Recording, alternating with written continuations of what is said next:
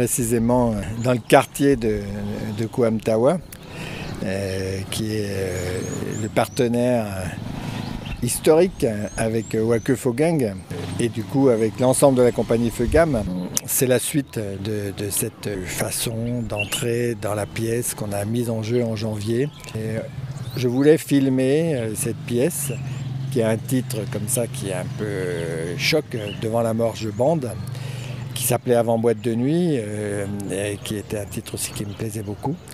Et commencer comme ça ce travail de représentation, puisqu'il s'agit de représenter la pièce, mais de trouver différentes façons d'entrer dedans, de la faire résonner, de faire résonner ce que les gens ressentent et qui quelquefois ils n'avouent pas, ce qu'ils vivent et que quelquefois ils n'avouent pas, et puis ce qu'ils craignent aussi aujourd'hui et qu'ils avouent ou n'avouent pas. Et dans un pays où où la question du terrorisme est très concrète, où elle s'exprime à travers le Boko Haram en particulier dans le nord du Cameroun, mais pas uniquement. Pas uniquement, parce que ça s'est perçu dans les échanges avec les gens que ça va beaucoup plus loin que ça. C'est-à-dire que c'est vraiment dans la vie quotidienne, cette tension, ce choc entre tout ce qui est de l'ordre du désir, tout ce qui est de l'ordre de l'amour, tout ce qui est de l'ordre du sexe et ce qui est de l'ordre de la violence, de la mort, du désir de tuer, quoi.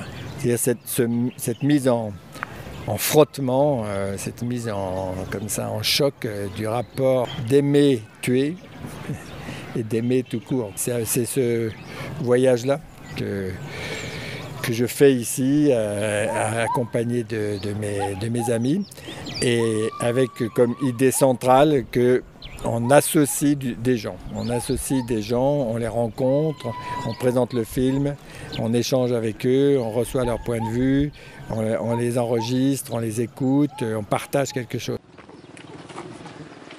Retourne dans ton pays. Toi, t'es pas un Camerounais.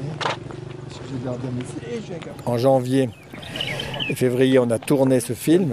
Enfin, j'ai filmé cette première comme ça lecture mise en espace dans l'espace Tengang, qui est l'espace de la compagnie Fegam ici à Bafoussam. Ce sont des rencontres qui va nourrir notre perception de ce que cette matière littéraire comme ça suscite, met en jeu, interroge. Je suis albinos.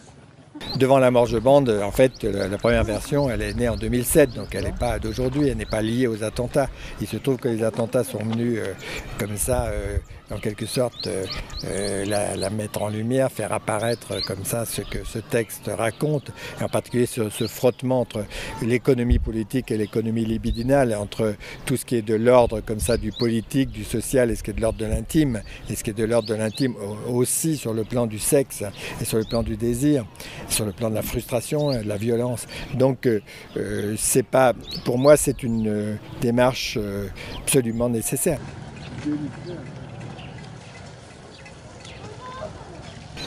C'est vrai que Devant la Morge Bande, je ne me vois pas arriver et dire je vais vous parler du terrorisme et je vais vous parler du choc qu'il y a entre le terrorisme et la frustration sexuelle ou le désir, ou voilà, je vais pas, ce serait vraiment indécent.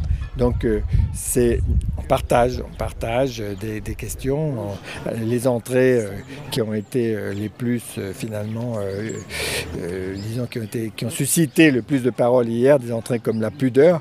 C'était un peu, c'était pas, le mot n'est pas dans le texte, et il y a comme ça quelque chose qui tout d'un coup se met à raconter la vie des gens, et c'était impressionnant.